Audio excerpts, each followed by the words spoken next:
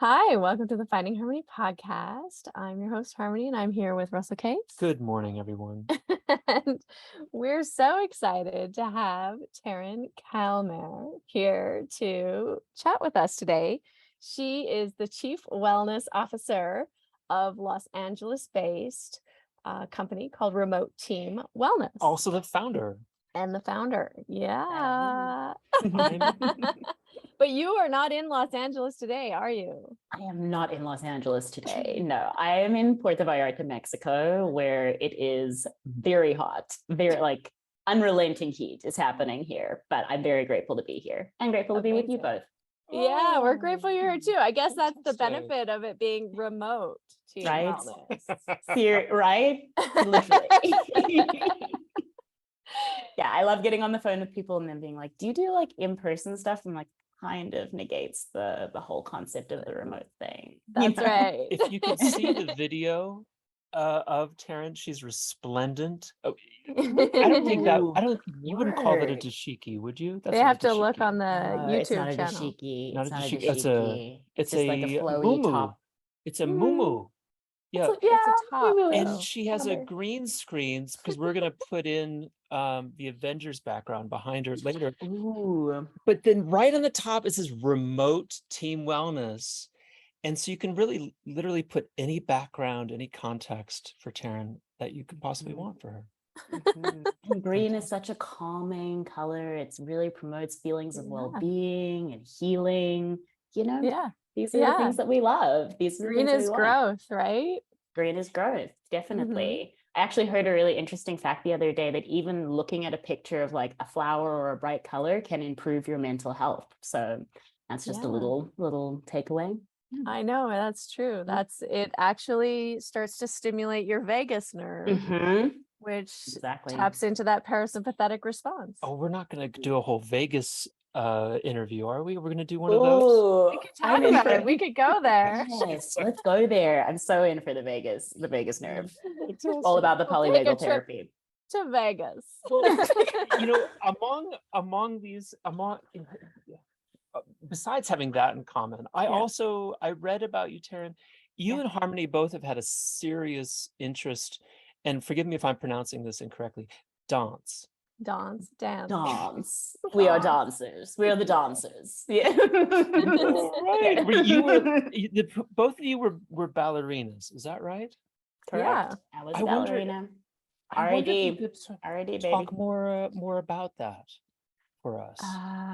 What do you want me to talk about? Well, what you had an injury, right? That led you I to did. That's what like got you into the yoga path, right? Yeah, it really was the like defining moment. It was my come back to your body moment. But yeah, I grew up dancing. I grew up with ballet and jazz and contemporary. And then I kind of moved more into lyrical dance as I was getting older, and I really wanted to perform professionally. I was about to audition for a bunch of colleges and go into a program for dance for university. And then literally 2 months before those auditions were supposed to start, I was training a lot. I had a random performance and I ended up breaking my ankle and fracturing my toe.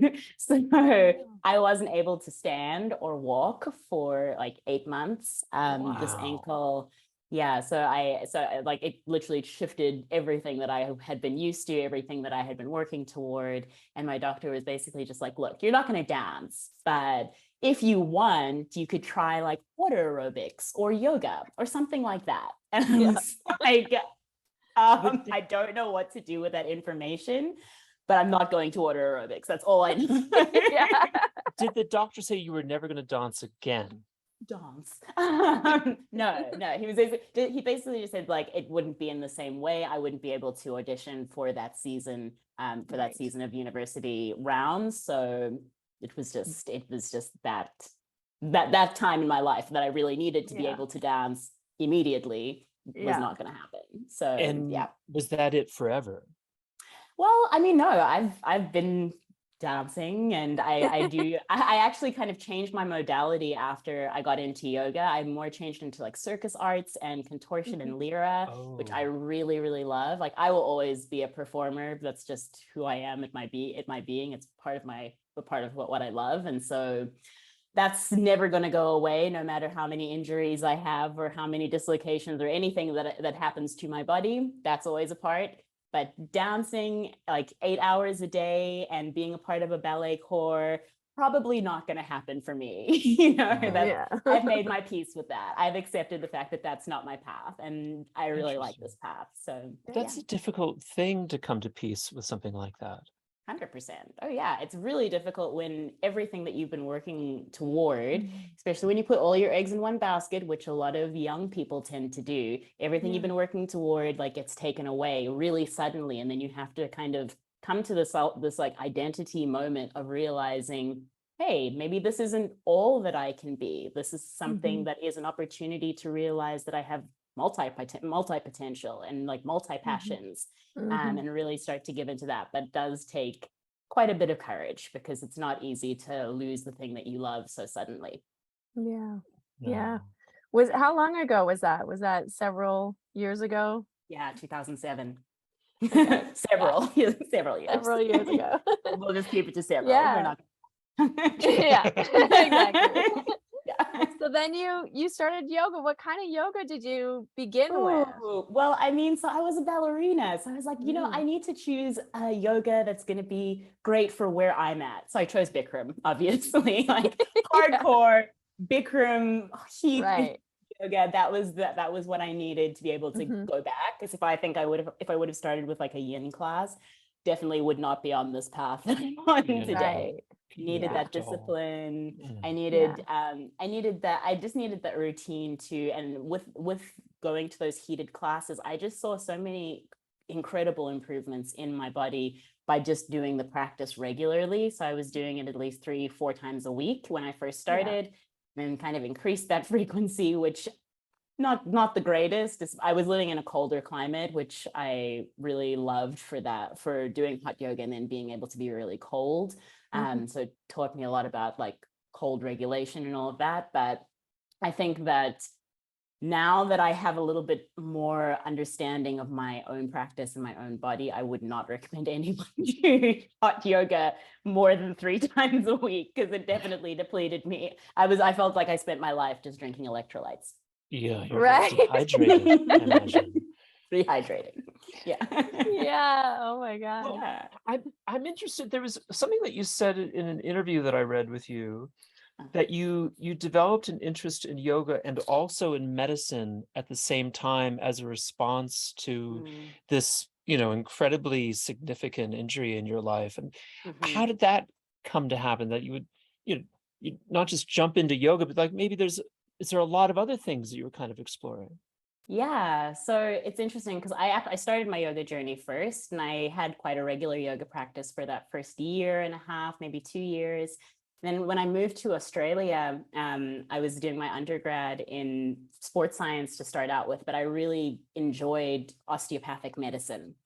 So not necessarily like Western traditional allopathic medicine, if that's what you're thinking in that traditional context, but more about how you can actually rehabilitate the body by looking at it as a self-healing unit. So really allowing an understanding like anatomy and physiology, biomechanics. That was stuff that I had never really thought about. Obviously, I knew about it in theory, just from being a dancer and from having body awareness. But to really actually start to study it and delve into how it could be an effective tool for healing, because I was very, at that point, committed to my own healing journey. It was a really wonderful marriage of the two, because I was kind of exploring all of these deeper emotional aspects with yoga, and then also getting to do the more practical aspects and theoretical aspects with osteopathy. So I really enjoyed that like kind of combination of working those together. I was just starting to wonder about your accent, and I was thinking, I was like, at certain points, I was thinking, the way that you said your last name, I said, I think maybe she's like in the Chicagoland area. And then when you started talking, I thought, there's a little Australia in there.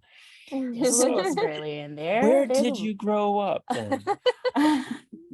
I like to call it transatlantic, like Grace Kelly. Sure. I actually grew up in South Africa. I was born and raised in Johannesburg, and then I went Oh, to high amazing. school in Washington State, in Seattle.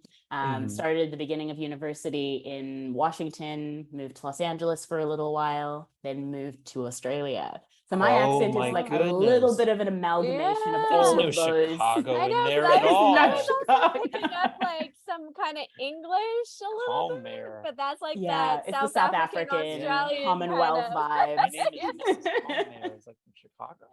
Actually, so the last name Calmeyer is actually German. It's Calmeyer. That's how it's supposed to Yeah. be pronounced. But I mean, look, it is what it Yeah. is. You know, You can pronounce your name you can however you want. It's totally your exactly, prerogative. exactly. What did your parents do? Did they have an interest? Did they have a spiritual passion, or were they have an interest in medicine themselves?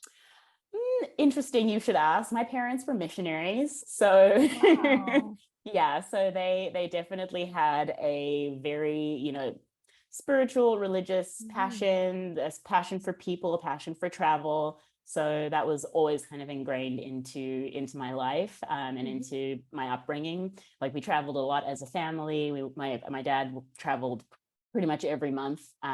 So Wow. yeah, so I was Where very would he used go? all over Africa. He'd actually been to Yeah. every continent except for Antarctica. He visited about Wow. 100 and I think like 110 countries. I may be getting that wrong. That number might be Okay. wrong. That's a lot. W- But it was Was a he lot. South African himself and He's South traveling from African there? American. Yeah, South Okay, African yeah. American. Yeah. Yeah, wow. And you would travel with him? Would you live in these different areas? Sometimes I travel with him, but Mhm. we didn't live in many areas when I was growing up. Okay. They That's kept stability that's as kind of as nice. my Yeah. yeah, exactly. They tried to keep as much stability as possible. Yeah. Yeah. Yeah.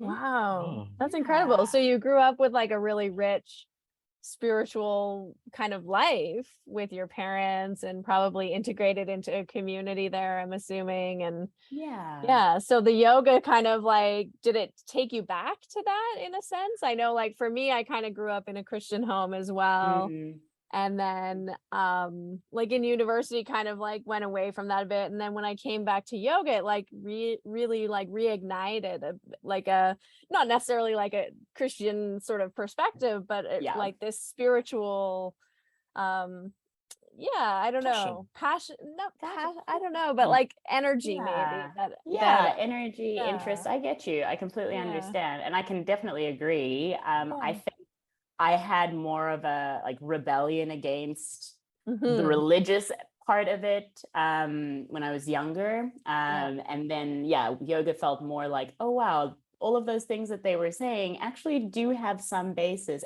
But it doesn't necessarily have to be in this very dogmatic, rigid way of seeing things. It actually can be yeah quite fluid, and yeah fit into other worldviews as well. So yeah, I hmm think that's probably more my experience. Like I definitely still feel like I feel a lot of gratitude for the foundation that I had, and for hmm having that, that understanding and upbringing. However, I definitely went through yeah rejecting it and having to understand like why I believe what I believe to get to the place that I am right now. yeah Mhm.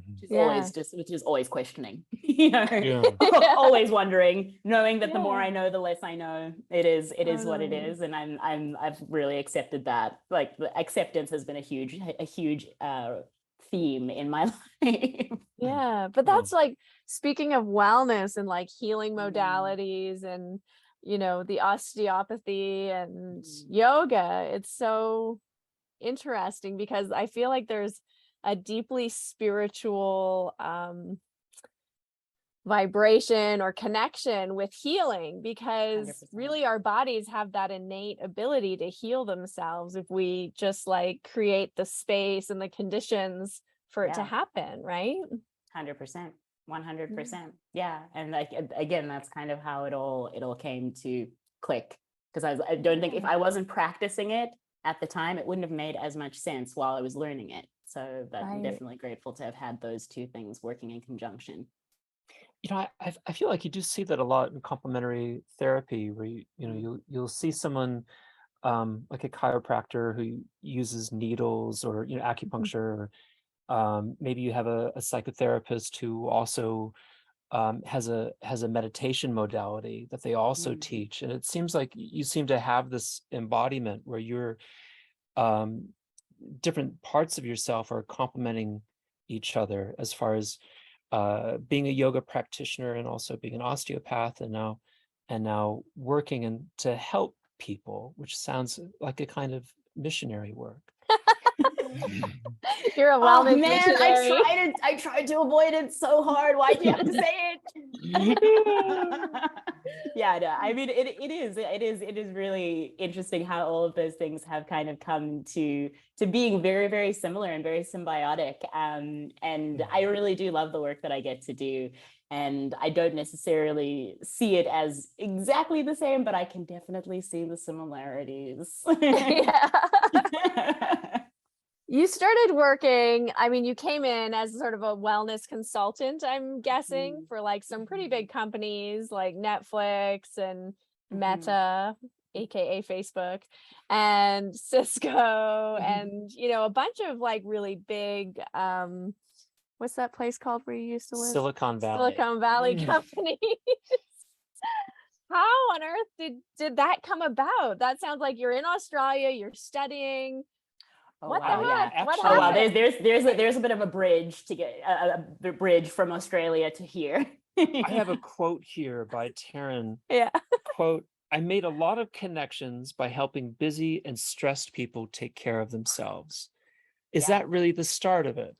That was what I really saw, because at the end of my classes, I would always have someone come up to me and tell me how much I had helped them with something that they were going through, or like how much the class had impacted their mental state or what they were feeling that day.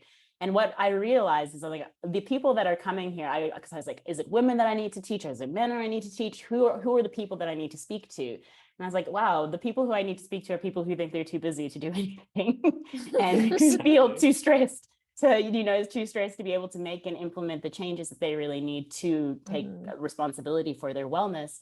And so I really just started focusing on that as kind of my niche, even when I was studying osteo, like really just thinking about like how people are taking care of themselves at work.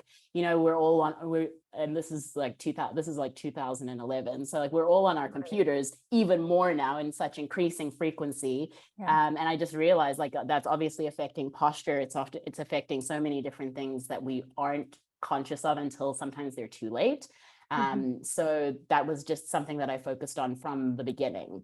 Then I started to kind of move into consulting for hotels, for their guest wellness, because that was also a gap that I really saw in the industry, for really being able to go on a holiday and feel like you've been on a holiday rather than, something that you just went and like followed an itinerary, and now you're so exhausted, you don't actually have that sense of like, wow, I just like recharged myself. I recharged my battery. So I was in that process of kind of really getting momentum with working with amazing hotels. I lived in Thailand and Morocco and was going to go to Argentina in March 2020.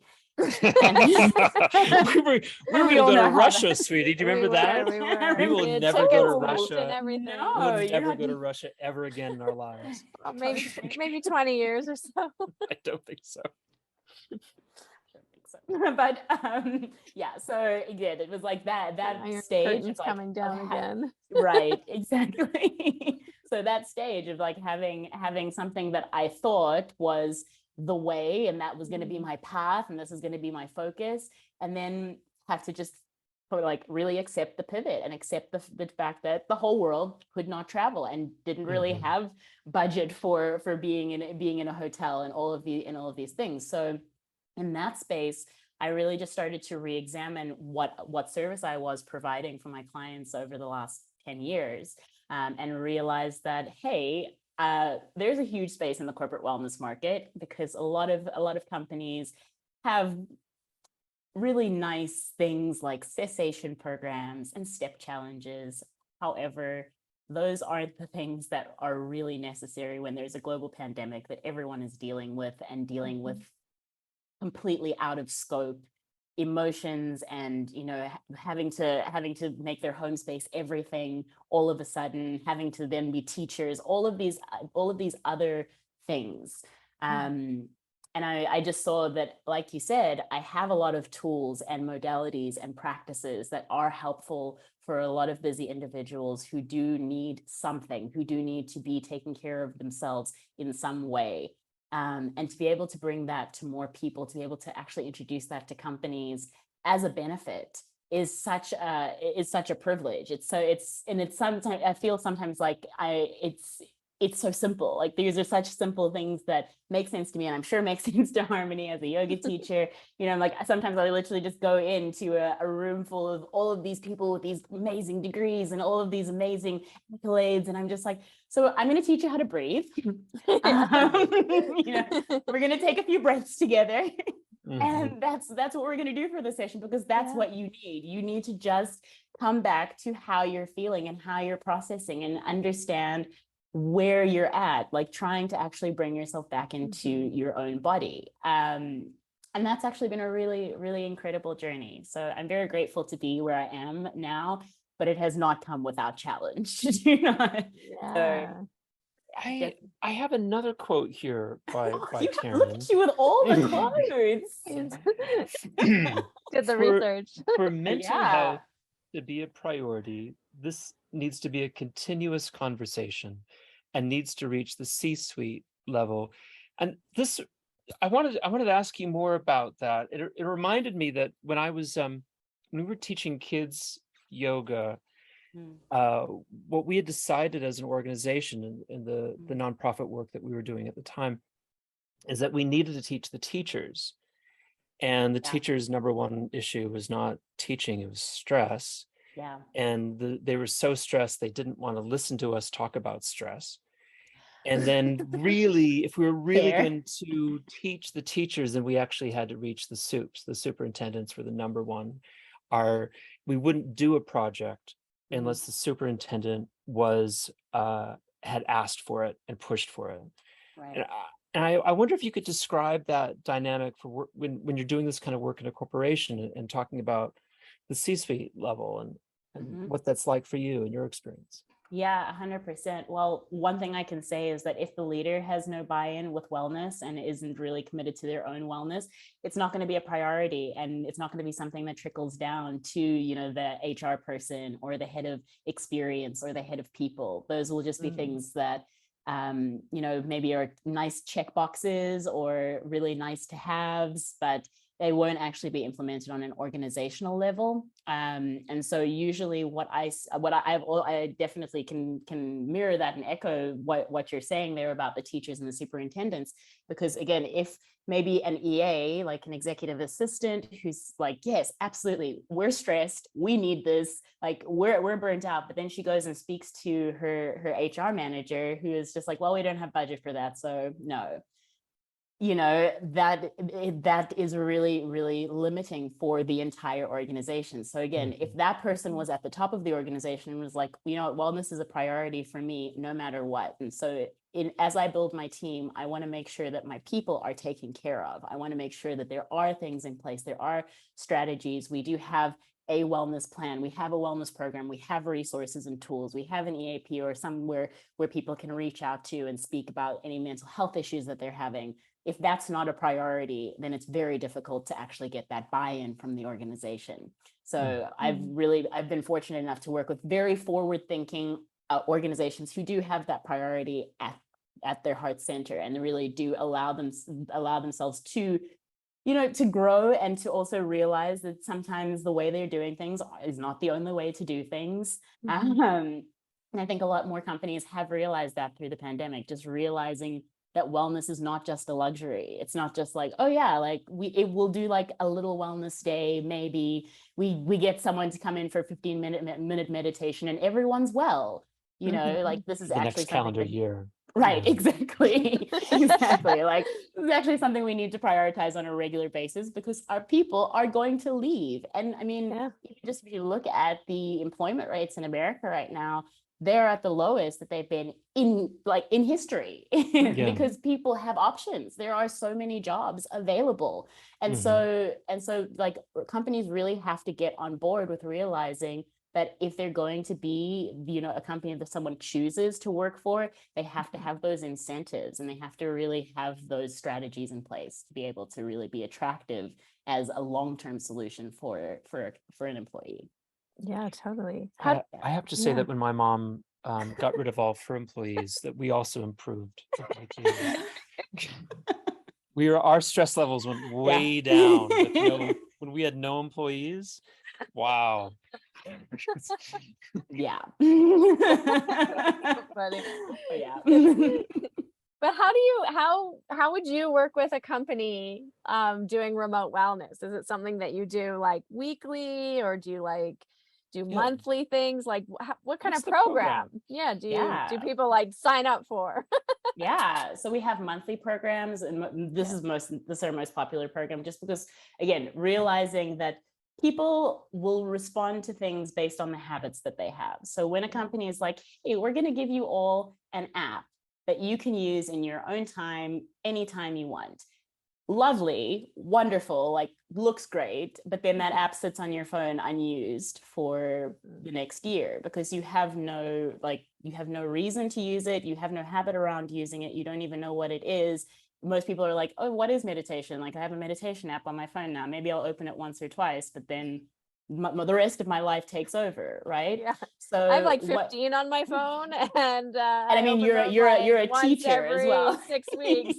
Exactly. And that's from someone who actually, like, you have a practice. You Exactly. teach a I actually practice. want to open them, but Exactly. So for you, if that's not evidence enough, someone who wants to do it still doesn't do it. Right. So what we do is we really make sure that these things are easy and implementable and integratable into the workday, so that it's not just something that people then have to go and make their own time to do, or like it's like giving more work to do. It's something that is just like already in the workday. So we already have like a mental health break scheduled in at 1:30 on a Wednesday, and that's just the time that you can show up, and there'll be someone either to ask questions to, or to have a session with. And that's something that a lot of companies, I think, really, really need, like to just be able to give that space to their employees, to give that space to have like a variety of wellness topics, because wellness is not just one thing. So having a nutritionist come in to speak once is great, but maybe that's not the only thing that people need to learn about. Maybe they also need to understand a bit more about how to reduce their stress and how to optimize their sleep, and how to do all of these other things that pertain to us being effective, workers, effective partners, effective parents, effective in general. And these are things that are now like, you're not able to compartmentalize and just say, oh, well, this is my work life and this is my home life. The pandemic really just like shut that down real quick, and really made me realize, like, okay, this is my life. Yeah. Like, what are the things I'm prioritizing here? What are the things that I'm doing? What, how am I respecting myself? What am I taking responsibility for? All of those things really came to a head and really have been spotlit in the last 2 years. So when we do programs, we think about that. Like, was the company remote first, or was the company already not working remotely at all, and then had to make this huge change? Because that's going to be a very different situation from a company that was very used to having a virtually onboarded team, and not really being in office, being together. So we kind of do a diagnostic and organizational wellness assessment of where the company is at. And then we suggest different a wellness program that would basically be different wellness experts coming in to speak to the team based on what their needs are. So cool. That's how our team. Yeah. So that's how Nice. our sessions work. So it might be like yoga one week, and then meditation another week, and then maybe like a health coach another week. Navigating difficult conversations, optimizing sleep, optimizing nutrition for busy professionals, like just different things that again are applicable, and can also be actionable right away, rather than it being like, okay, but if you're going to do this, then you also have to go and like become paleo, and then you have to go and replace all of your spices and your herbs, and then you have to do this, and then you have to do this, and then you have to do this. It's like, no, here's one thing that you can do after the session to take with you and then implement it into your life to actually make that change and make it something that really makes an impact for you, because that's how well-being spirals. And like, I feel as though one thing I learned through my wellness journey, at least, is that the deeper you go, the better you feel, and the better you feel, the deeper you go. And it's just this constant loop and cycle of like really wanting to get deeper in it once you understand how it applies to you and how it can be helpful to you. Because, you know, people will only make decisions based on if it's something that actually solves their pain or brings them pleasure. That's true. Yeah. You know, talking with you, I am left with the sense that I do want to feel as good as you. And like, I'm like, how could I feel as good as she I know, seems I to was feel? thinking too. I had that same Really, thought. I was like, really seems she's healthy. eating a lot of green. And like, what does like, she doing greens right do? And like, our lives are a total mess. We can barely get out of bed in the morning. Speak for yourself. And I'm up every day. Our practices, I'm getting a lot of sleep, and our practices are shot. And then you went and bought a dog, and now the dog is like our one source of self-care in our lives. But that's fantastic. I would literally give up all of this happiness to just have the dog. Just have the dog. I wonder if bring more happiness. Exactly. Can you tell us about what your day looks like? Because it seems to be like once you become a wellness provider, your own wellness is out the window, and you can say goodbye to wellness the moment you become a wellness provider. How do you do it? Because you look great. Thank you. I'm gonna take that. That's gonna even like pep up my happiness even more. I so appreciate that. So one thing that I do, and this is something that I realized when I got to that point where I was like, wow, I have become a wellness person helping everyone else around me, and I feel like hell, you know? Yeah, real problem. So every morning when I wake up, I take at least, and then this is like, it's non-negotiable. Every morning I take at least 10 minutes for myself, and that can be anything. And it also can be longer, but it has to be at least 10 minutes. So it's like my time to either meditate or brain dump or walk on the beach or go for a walk outside or do a quick yoga practice or do some breath work, whatever it may be, that's my time. It's my space. It is all for me. My 10 minutes on Twitter, does that count when I wake up first thing? That No, doesn't count. No. Electronic. Not touching your no touching your phone. No touching your phone. Like literally, I woke up this morning at 7:30 and I didn't like see technology until 9. That was this is a lucky morning for me. Like I usually have a little bit more to do in like earlier, but I really love to spend as much time away from my devices as possible. And again, give myself my own space, my own practice, whatever that practice may be. Because one thing I realized too is like a yoga practice doesn't just have to be a 60-minute asana practice. That's practice is whatever it is for you on the day. Maybe even that if that's just like making some really delicious, like soothing tea and like reading a book for just a few minutes. Like that's a practice, you know? There's literally an infinite number of things you can do to stimulate your vagus nerve. Infinite. Exactly. Does it feel good? It feels so good. She's so soothed. She's so soothed. And, you know, it feels really good. And it feels I really love good that you say that, like the 10 minutes in the morning. I love to like have my alarm go off and then I like just turn it off or hit snooze or whatever. And then I just close my eyes and lie there and like visualize my day, like everything going perfectly. Love that. I love that. That's great too. If I did that though, I would fall asleep. I'm not I'd be like, oh wow, it's gonna be such a beautiful day. I'm not Somehow I stay awake. Usually I'm petting the dog while I'm doing it. See that dog. That's your real MVP. Totally. Well, what are your favorite practices to do? What do you go to? Do you do some headstanding? Headstanding? Just like randomly. Just a headstand, just throw out. I actually did Chuck. I went to this wellness event last night. It was like a cacao ecstatic dance event on top of this hill. It was beautiful. And then I just at one point everyone was moving and dancing. I was like, I'm just going to throw a headstand in here. Why not? Oh, I do amazing. enjoy the occasional headstand. The occasional random headstand. I enjoy it. You know, I'm not opposed to it. It's not one of my favorite practices, but it is definitely a practice I will employ.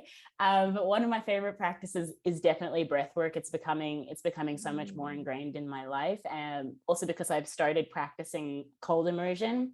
So I've been doing ice baths once a week, and it's been really transformational for me. We actually experienced a really bad earthquake here in Puerto Vallarta about a month ago.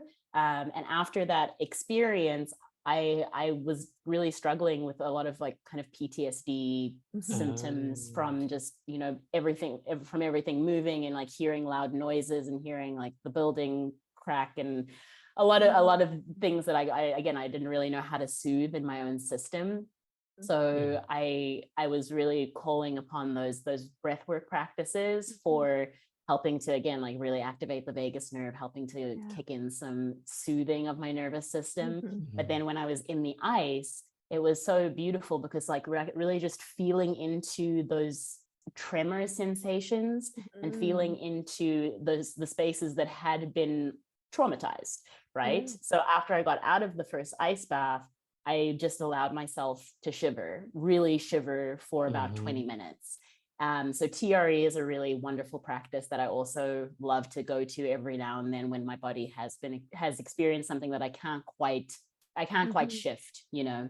For our listeners, can you tell us what TRE is, please? Yeah, so TRE is tremor release exercises, or tremor release exercises. They're a set of exercises that basically exhaust the muscles in your body to elicit a tremor response. And tremoring is a really powerful way to, again, reset your nervous system. It's also a very natural way that your body kind of sheds any kind of trauma. So if you look at like an animal, for instance, like an animal will just sometimes just shake it off. You know, like you'll watch your dog shiver or shake, or, you know, just let it go. But that's actually a really helpful practice for allowing yourself to, again, let go of anything that may have been stuck inside of your cells. Because if you don't release that energy, then what happens to it? It just keeps building and keeps getting more and more pent up and persists. So. That's certainly something we did with the kids a lot, especially in when we were working in Title I schools, or kids who are experiencing a lot of trauma throughout the day continuously. There's that great text, Why Zebras Don't Get Cancer, or I think you might, or ulcers, why zebras don't get ulcers. I think you might call them zebras. Zebras. Why zebras don't get ulcers is that they do the shaking to release stress out of their body after they've been attacked. You know, so they get attacked, and someone's trying to kill them every day. So can you imagine? I can imagine, actually. I can imagine it. I think about death almost continuously. So I can't think of zebras without thinking you of a Scorpio? South Africa. Opposite of Scorpio. You're an opposite of a Scorpio? That's interesting. I was gonna say Scorpios think about death a lot. Tauruses do. They think about what would happen if they leave the house, and they think, oh, that's going to involve death. I'm going to stay home. I'm going to stay home. Fair. It's going to involve death. Oh, fair. Totally fair. So no, I think that it is a really fantastic practice to just allow yourself to shake, give yourself a little wiggle every now and then. Like, and again, like another one of my favorite practices is to get myself into like really high energetic states, especially when I have to present or give a keynote or do anything like that. I put on one of my favorite songs that I like to move my body to, and I just dance. Like I dance hardcore for about 3 to 4 minutes, and then I feel good. And then I'm like, I'm ready. And that energy kind of carries through the rest of my day, because it's like I've moved anything that was stuck in my body from the night before, or if I'm feeling uncertain about something that I have to present, I've just moved through it. And I really believe in a lot of somatic processing, especially when it comes to trauma.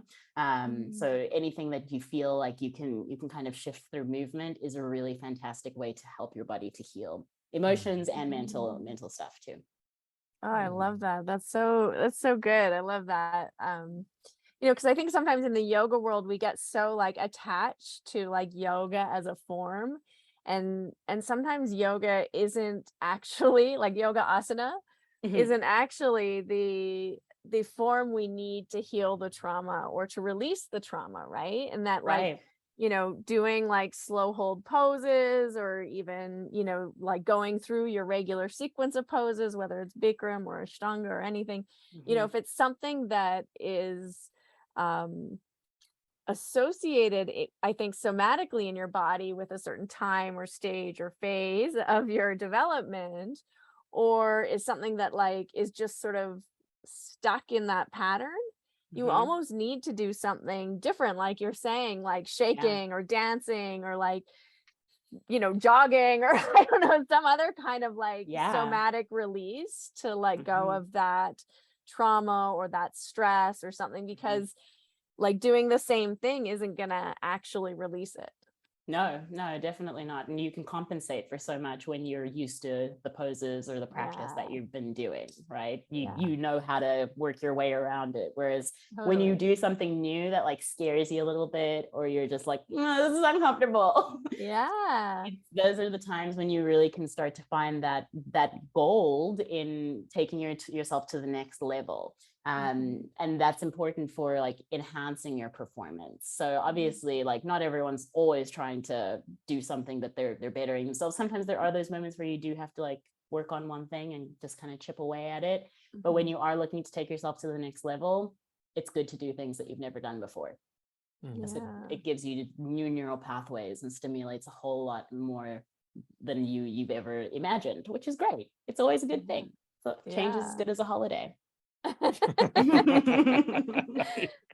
Speaking of which, we should go to Puerto Vallarta. You totally should. You totally should come down here. You are completely welcome. Let me know when you're here. I will. You'll meet up with us? It's on the west. Of course. Of course. You know how many people I've met in the last 2 years that I've like never met in person. Really?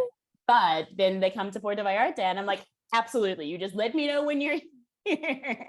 Because everyone comes to visit Mexico at some point, so it's really wonderful to be able to have these like little meetups with my remote family. Yeah, that's so cool. Well, you are just absolutely shining, and I honestly I feel better already. Oh, thank you.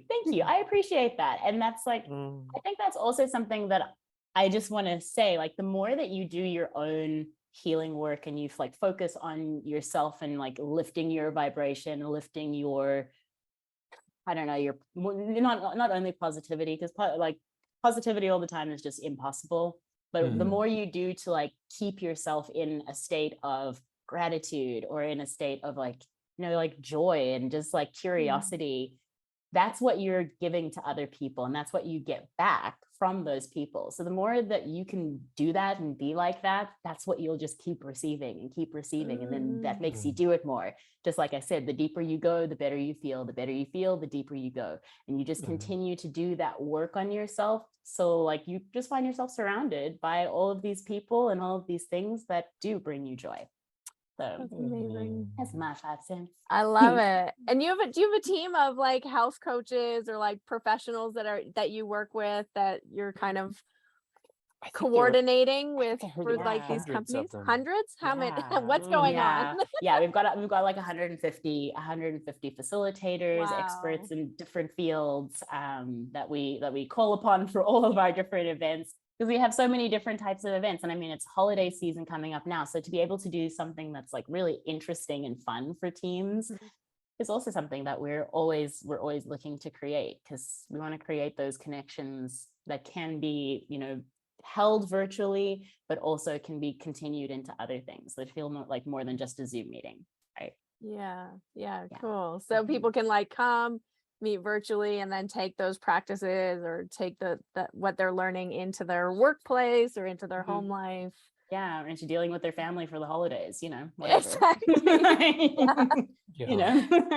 We could all be a little less reactive. There's not a finger pointing at you right now. I just don't like to talk to people. He's difficult. He is very difficult. Taurus. I get it. It's okay. I get it.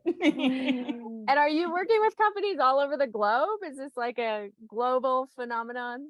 Yeah, it's pretty global. Amazing. Pretty global. Yeah. Awesome. So we don't. I mean, like we work with time zones that we can, and we do have Right. facilitators that can facilitate other time zones because it's very Yes. difficult to sometimes work with Oceania in general. Yeah. So, Yeah. so It's like the middle of the night for you, and it's exactly. morning. Yeah, for them. literally, it's like 2:00 in the. I've done it. I've done a presentation at 2:00 in the Wow. morning where I've been talking about like energizing breath work for the day, and I'm like, okay, so we're gonna falling asleep.